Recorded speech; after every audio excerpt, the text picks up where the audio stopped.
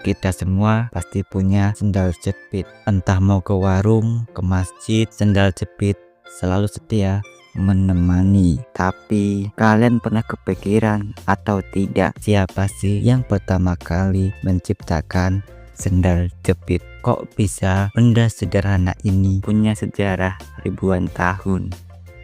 Di video kali ini kita akan membahas sendal jepit dari Mesir kuno, Jepang sampai ke kaki kita sehari-hari.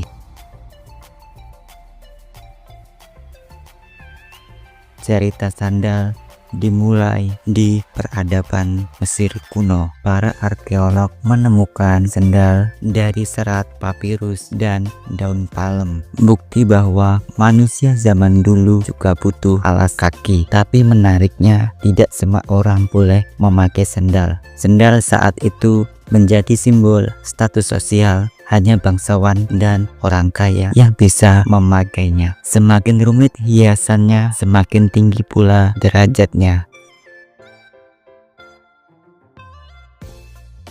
Dari Mesir, sendal menyeberang ke Yunani dan Romawi kuno. Dari sana, sendal mulai bervariasi dengan tali kulit yang melingkar ke betis seperti yang dipakai para gladiator.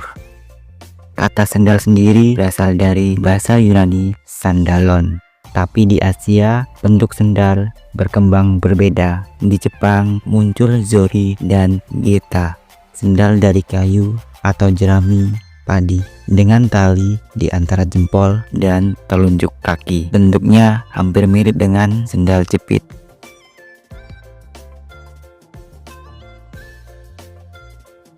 Zaman modern, sendal jepit lahir setelah Perang Dunia Kedua. Tentara Amerika yang bertugas di Jepang membawa pulang sendal zori sebagai oleh-oleh. Dari situlah desain sendal jepit menyebar ke dunia barat. Tahun 1950-an di Amerika dan Australia, sendal jepit mulai diproduksi massal. Mereka menamainya sendal flip-flop karena suara khas flip-flop saat melangkah. Ringan, murah, dan cocok untuk musim panas, sendal jepit langsung jadi tren pandai yang tak tergantikan.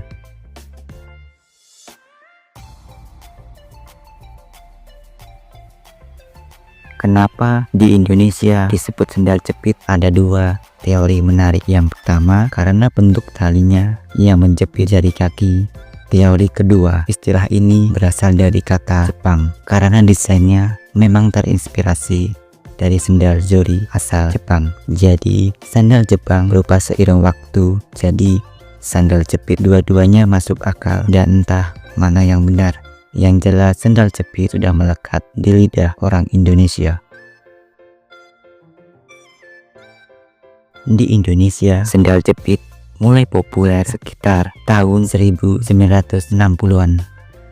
Untuk produksinya mudah dan murah, cocok dengan cuaca tropis di Indonesia. Merek-merek lokal seperti Swallow, Beta, dan Skyway menjadi bagian dari kehidupan sehari-hari.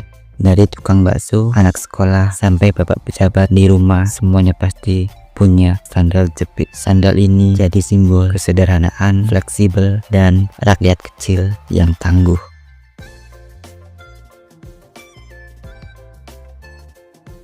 Hari ini, sandal jepit bukan cuma alas kaki di rumah.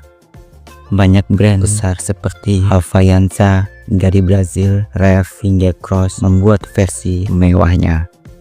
Tapi makna dari sandal tetap sama, simbol kebebasan dan kenyamanan. Dari pantai Bali sampai Miami, dari rumah sederhana sampai hotel bintang 5, sandal jepit membuktikan bahwa hal paling sederhana pun bisa mendunia. Jadi siapa sangka dari Mesir kuno sampai Jepang, dari Perang Dunia, ia sederhana tapi penuh makna.